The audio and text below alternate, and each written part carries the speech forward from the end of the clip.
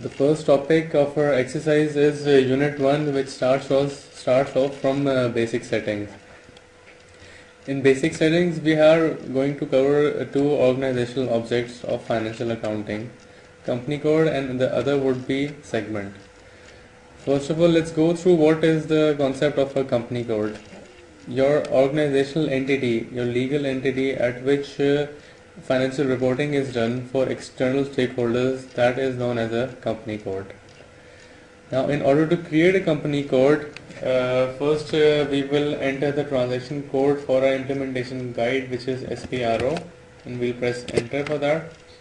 Since we have no projects mentioned over here, so we will click on a reference implementation guide. In order to create a company code, we need to go to the enterprise structure node. Whatever organizational object that we need to create regarding any module, that is always created from enterprise structure. Soon as we go to the enterprise structure, first of all we will define a company code. In definition, we will go to financial accounting, and here we will get all the organizational structures that are related to financial accounting. As you can see, according to our first exercise, in order to create a company code, we need to go to this node which says edit, copy, delete and check company code. By clicking over here, this transaction will get executed, and then we'll go to edit company code data. Soon as we enter this screen, all the company codes created within this client are listed over here. In order to create a new company code, I have to click on new entries, and system will ask me for a 4-digit company code identification. For example, we enter FI02 as a company code identification, and then company name, let's just name it FI Workshop 2, the city of the company,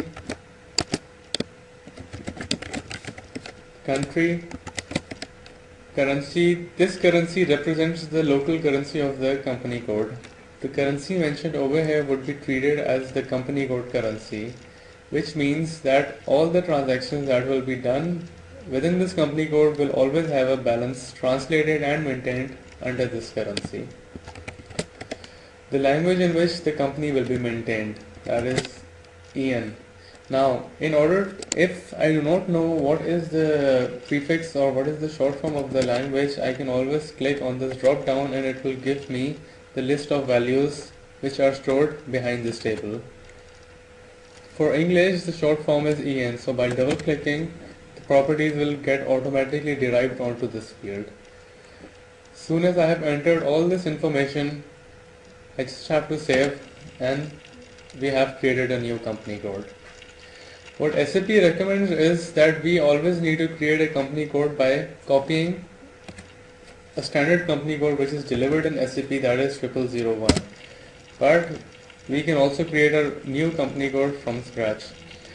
If we are using similar properties as of company code 0001 with same chart of account and account assignment properties, then we can always copy the company code from 0001. Since the company code has been created, we will get an information message, the data has been saved. We can go back from here, and there you can see if I click on the position and I write FI02, here is our company which has been created right now. If I double click on it, you'll see all the properties that we just entered in order to create a company code. Now our second exercise in AC02, which has been mentioned with the name of business area, since business area has become obsolete and they have been replaced by another object with the name of segment. So instead of business area, we will first understand the concept of segment and we will learn how to create a segment. Segment is basically an organizational entity below company code.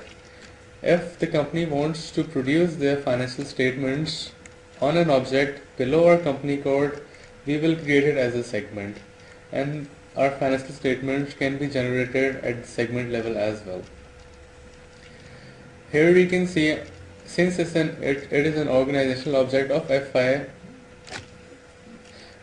It will also be present under enterprise structure definition for financial accounting. As you can see over here, we have a node with the name of defined segment as well. By clicking over here, as you can see, there has already been defined a segment. So what we can do is we can create a new entry or copy an existing segment as well. By clicking over here, this segment will get highlighted, and the button right next to the new entry is the copy button. I just click over here and I just have to change the name for it, and our segment will get as it is copied. Once I have put in all the description and the 4-digit identification key for the segment, I just have to press enter and the data will get copied. As you can see from the information, number of entries copied are 1. Once the entries are copied, I just have to click save and the tables will get updated, and we have created a new segment as well.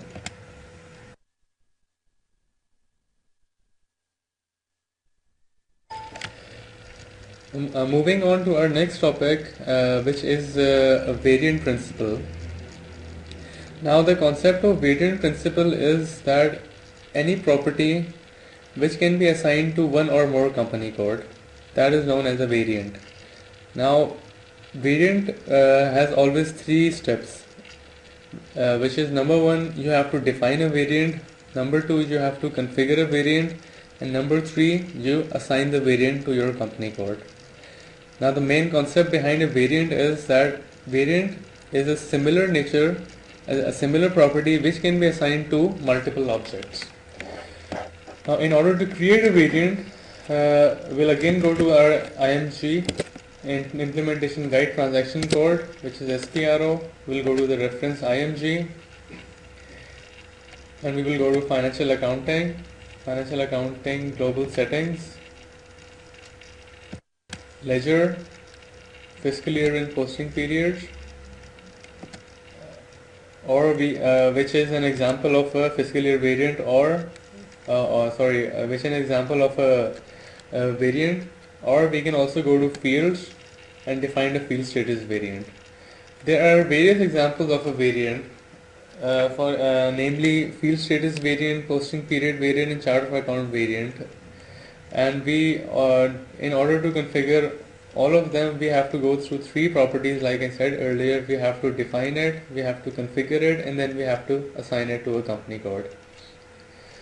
Now since field status is also a variant, by clicking over here, first of all I have to define a variant. As you can see, we have already defined a variant over here with the name of FI workshop.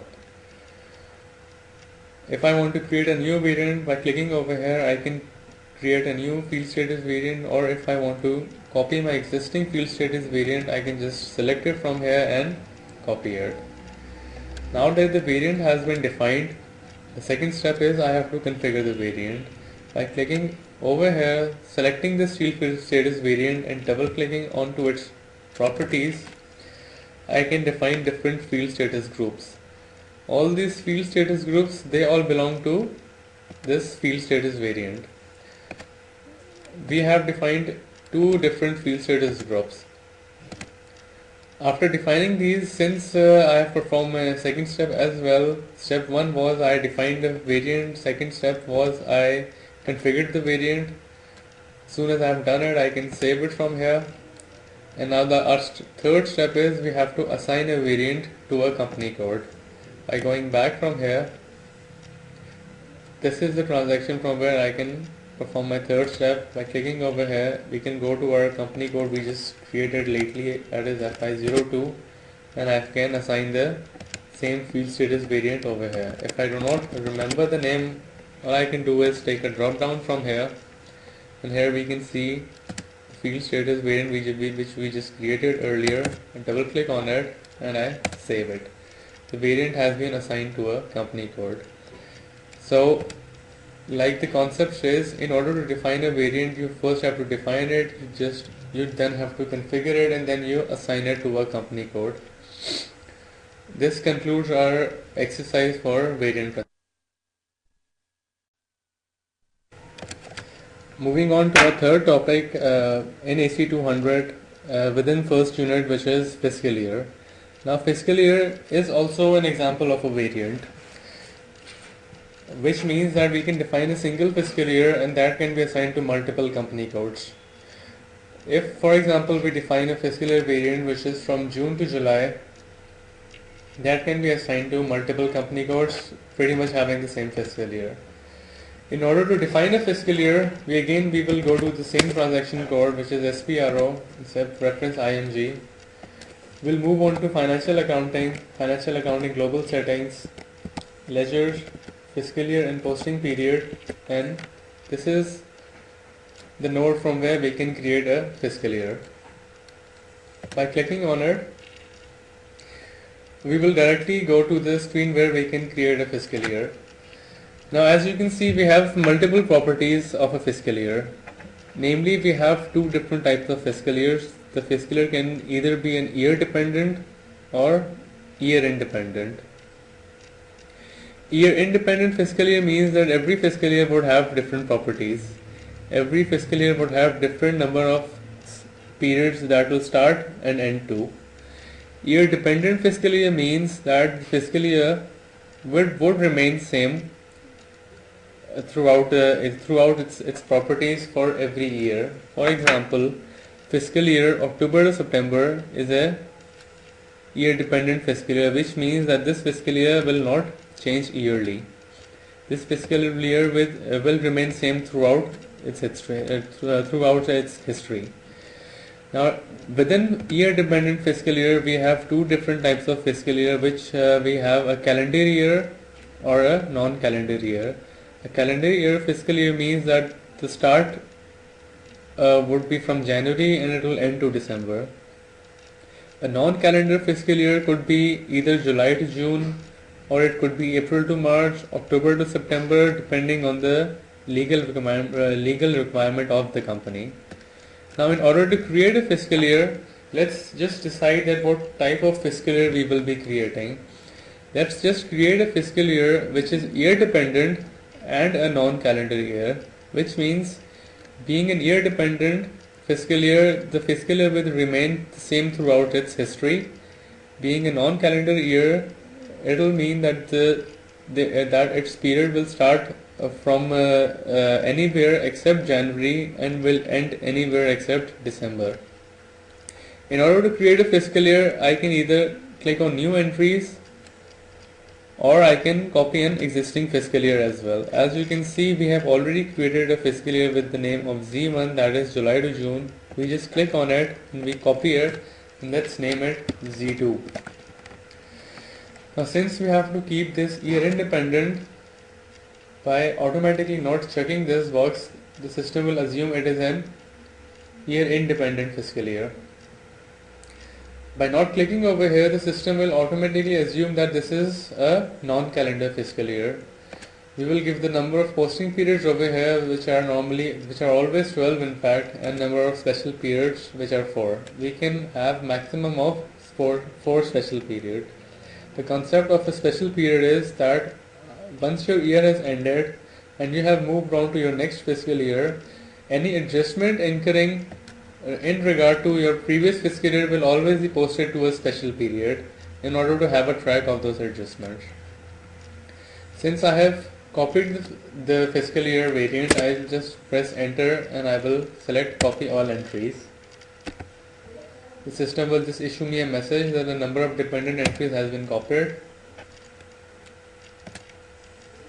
I'll just click on save changes. As you can see, we have created a fiscal year variant. Now we have to define the periods in this fiscal year variant. By clicking over here, I will go on to the period section. And I just try to configure that first month would be my 7th period, which is July. Second month would be my 8th period. Third month would be my 9th period, and so on. According to the calendar year, the 7th period would be, for my company, would be January. My January would be my 7th period, and so on. This is how we configure the fiscal year. Once we have done this, we just have to click on the period text and we have to enter the short form and the text for each and every period. For example, this is 1 is my July, This is the short form, and the long text, that is July. Second is my second period is August, that is AUG is my short form, and the long text would be August. So if I recall everything again, since this fiscal year is also a variant, we just defined a variant with the name of Z2, that is July to June. We configured the variant by moving on to its period section, and we configured that the first month is my 7th period, second month is my 8th period, third month is my 9th period, and so on. And I give an year shift to it, that if I am in my 7th period, that is January, that would be considered as that would be known as the fiscal year 2012. For example, if I am in year 2011 and my first period is July, so according to that my fiscal year would be considered as 2012. In order to do that, I create a year shift by which the system will automatically assume that this period belongs to my fiscal year 2012. Once I have configured each and everything, I'll just click save on it. The system will again issue me a message, data has already been saved. I'll go back, and that is how we have created a fiscal year variant. Now the third property of a variant is that I have to assign this to a company code. By clicking over here, if I go to my company code from the find button FI02, I assign my fiscal year variant to it. Once I have done this, I just have to click save, and we have just created a fiscal year and assigned it to our company code. Now this concludes our third topic for Unit 1.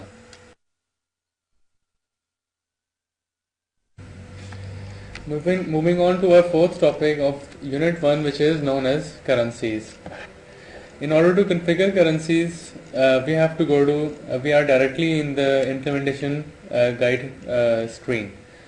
So within the implementation guide, we have to go to SAP NetWeaver, General Settings, and Currencies. As you can see, there are a lot of customizations regarding to currencies, but they are all not necessary. So in order to configure currencies, the first thing that we have to do is we have to maintain an exchange rate type. Exchange rate type is the standard exchange rate type which is used by the company code for translation of all the currencies, and this exchange rate type is assigned to your company code. The standard exchange rate type which is used by SAP and which is also recommended by SAP is exchange rate type M,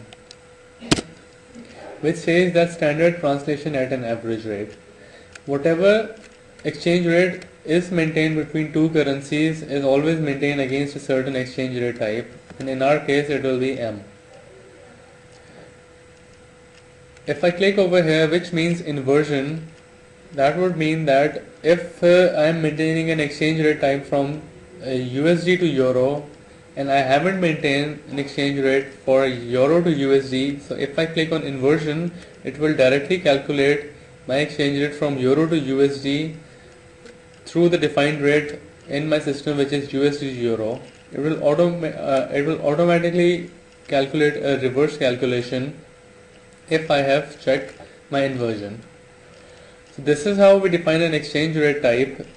Normally SAP does not recommend to have a customized exchange rate type, since it is always recommended to use M. If a company has a requirement to use a different exchange rate type, then we can always use our reference currency. Since we have defined the exchange rate type, we'll just have to click save, and I have selected the inversion property for it.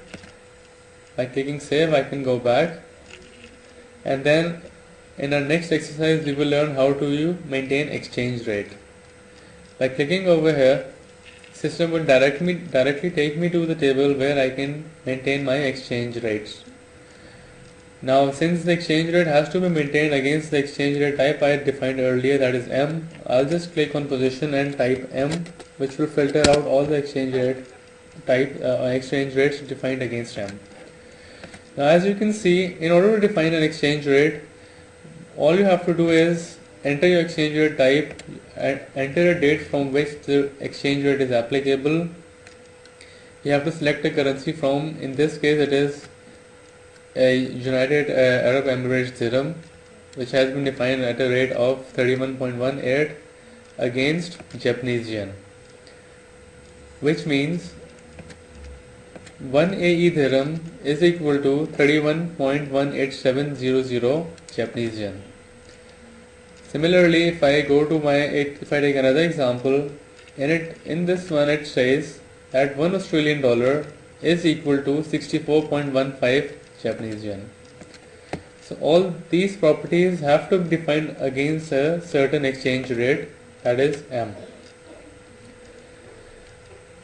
Moving on to the concept of inversion, if I have defined Australian dollar to Japanese yen, now if my transaction needs to translate the exchange rate from Japanese yen to Australian dollar, it will automatically get derived from this exchange rate translation that we have defined if we have configured our inversion translation.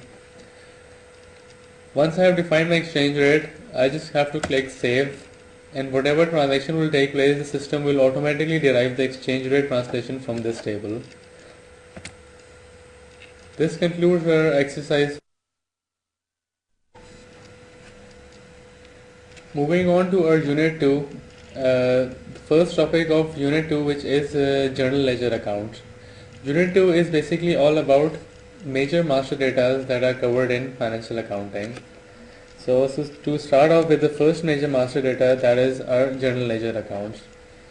In order to configure Journal Ledger in financial accounting, we first need to create a chart of account. Since chart of account is also an example of a variant, we will again go through the same configuration steps, that we will define a chart of account, configure it, and then assign it to our company code.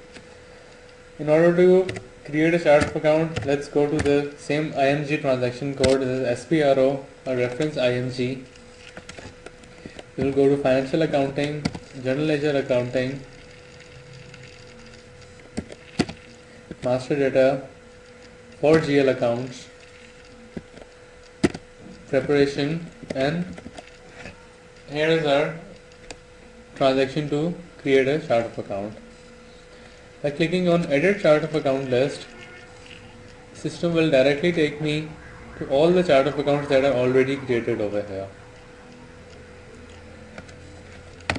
If I try to search FI00, that is a chart of account that has already been defined for our company code.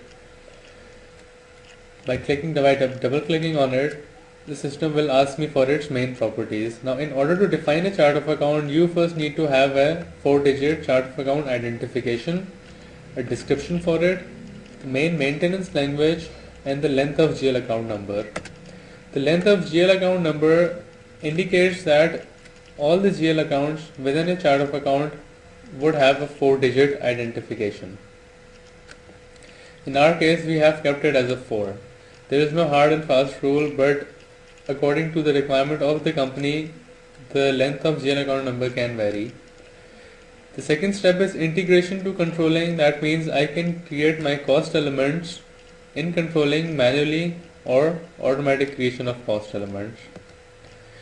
If a company has a group chart of account, that can be assigned from here. I just have to enter the group chart of account number over here.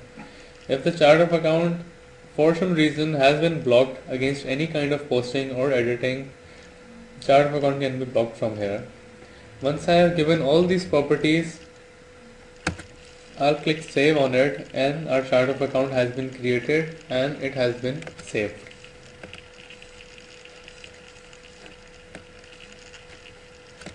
Now the second step is we have to assign the chart of account to our company code. In order to assign the chart of account, we will have to go to financial accounting, global parameters for a company code, enter global parameters. All the major assignments to our company code are done from this screen. So in order to find our company code, I'll click on position. I will enter FI00. As you can see, this is our company code. By double clicking on it, here you see, from here we can assign the chart of account that we created to this company code. As you can see, a lot of information that was entered during the creation of the company code has been automatically derived. For example, the country, the currency or maintenance language, and a 4-digit company code identification. Once I have assigned the chart of account over here, by clicking save, the system will save all the properties. Now that we have defined a chart of account, configured it and assigned it to our company code, we'll move on with our topic of journal ledger and financial accounting. Before we move on, there is a major concept for creation of any journal ledger account within the system. Every journal ledger account is divided into two different properties, that is the chart of account segment and a company code segment. Before we move on into detail regarding this topic, first let's create GL account groups for our chart of account. Account groups are basically grouping of similar nature of GL accounts. If I move on to the screen, define account groups, as you can see, there are different account groups for different nature of GL accounts. For example, material. I create an account group for material. That means all my all my GL accounts related to material will be opened under this account group. This account group would have its certain number range. All my material GL accounts opened up under this account group will start off from a certain number and will end on to a certain number. For example, assets, they will start from 1000 and they will end up to 999999. So if I find my chart of account, which is FI00, as you can see, we have created certain account groups for it, namely current assets, current liabilities, expenses, fixed assets and long-term liabilities. Under each account group, we have given a certain number range. My current assets account would start off from 1000 and they can be created up to 1999. If by mistake I enter a number outside this range, system will automatically issue me an error message that this number does not belong to the range assigned to my account group.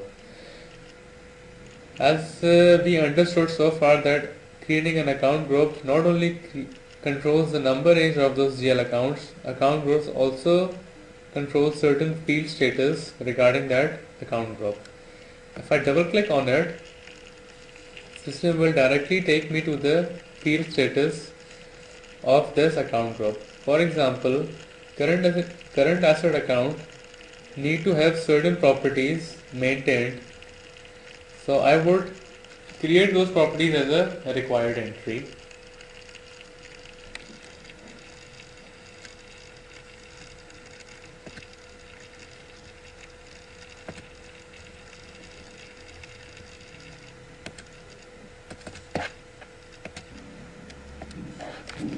By double clicking on an account group, the system will directly take me to the account group maintenance screen. If I go to account control, for example, for an asset account, it has to be maintained as a reconciliation account for asset. So the reconciliation account field can be kept as a required entry so that any asset account that has to be created is not missed by mistake to be created as a reconciliation account. By saving it, the system will make sure that whenever you create an GL account under current asset account group, that has to be defined as a reconciliation account.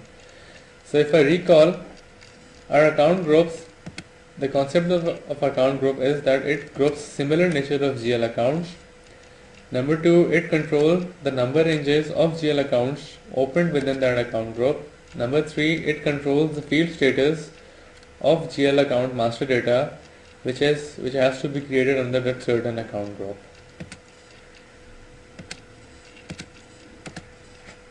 Now coming back to our previous concept, that was chart of account segment and a company code segment. In order to understand that, let's just first access our chart of account. The transaction code for accessing our chart of account is FS00.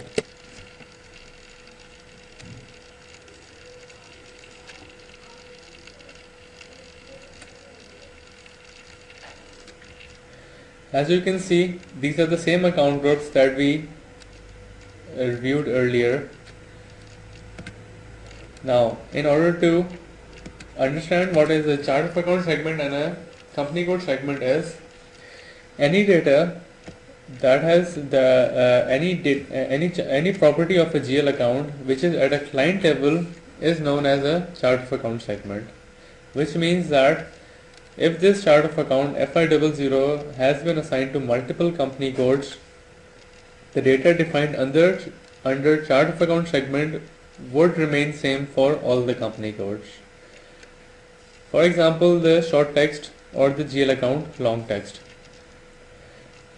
The screen that you are viewing right now, the data configured under the screen belongs to the chart of account segment, which means that the short text of the GL account and long text of the GL account, or the properties of the GL account, that is profit and loss or a balance sheet, or the account group for which this GL account has been opened, that would remain same for all the company codes to which this chart of account has been assigned. Now the company code data is company code specific data. From this tab onwards, our control data and our create bank and interest tab, these are our company code specific data. If I double click on this GL account and display it, the control data and the create bank interest tab, all the properties defined under these tabs are specific to company codes. For example, currency. Currency may vary from a company code to another company code.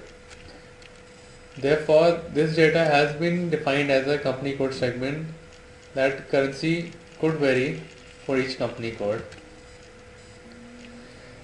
In order to understand the properties of a GL account, let's start off from the chart of account segment. This is a GL account that has already been created.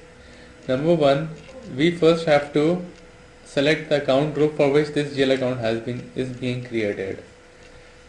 Over here we have selected a account group for current assets, which means the GL account number has to be between 1000 and 1999.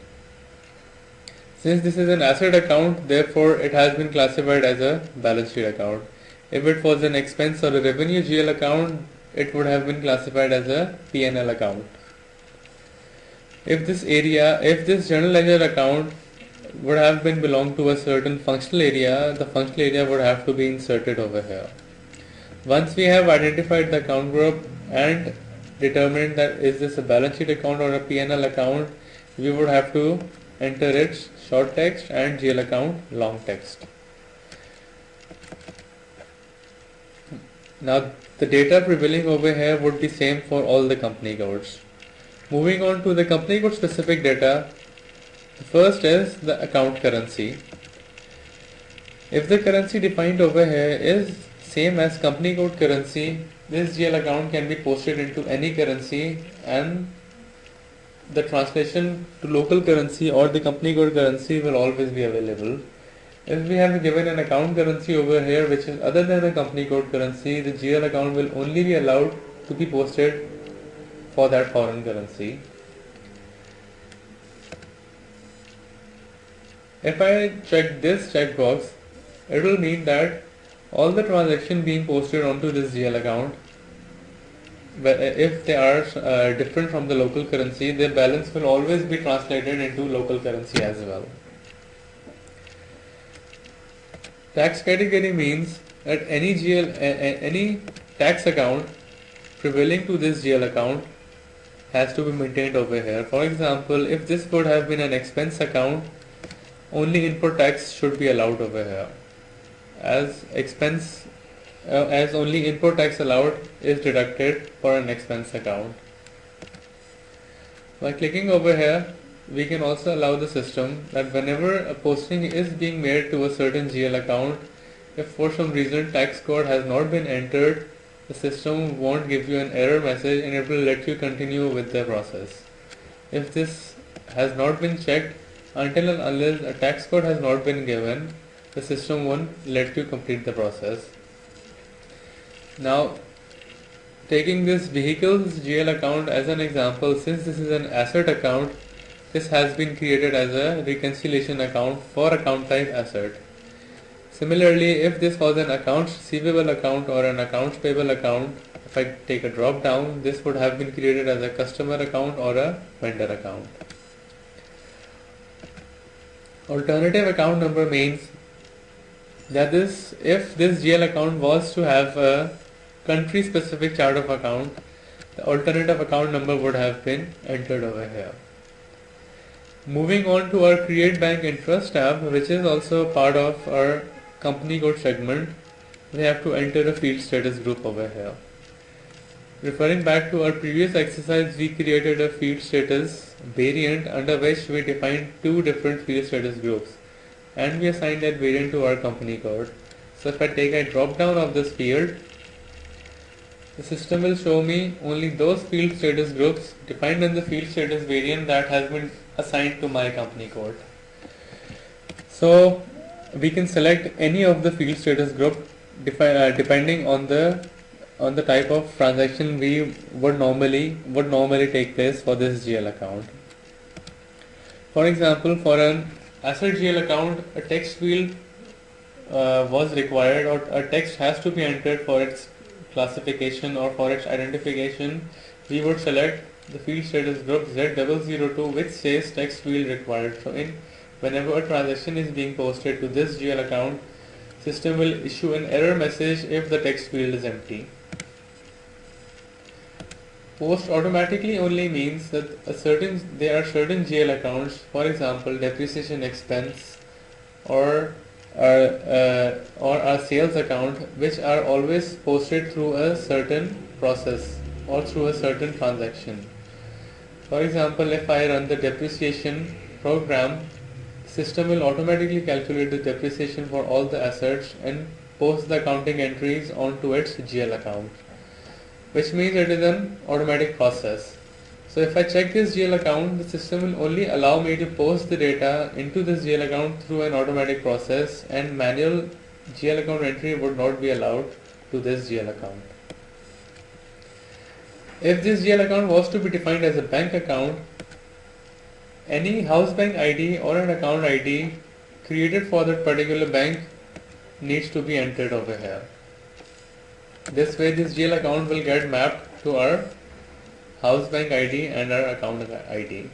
So to sum up this topic, we first defined the chart of account and we configured the chart of account and we assigned it to our company code.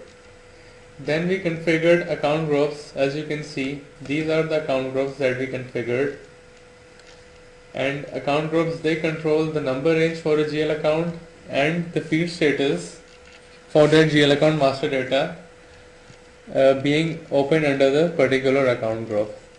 Then we understood the concept of chart of account segment and company code segment. Any data which prevails under chart of account segment would be the same for all the company codes that has been assigned to the same chart of account. The company code segment may vary according to each company code depending on its own requirement and configuration preferences. Then we moved on to each and every field in the GL account master data and understood its concept. So this concludes our first topic of unit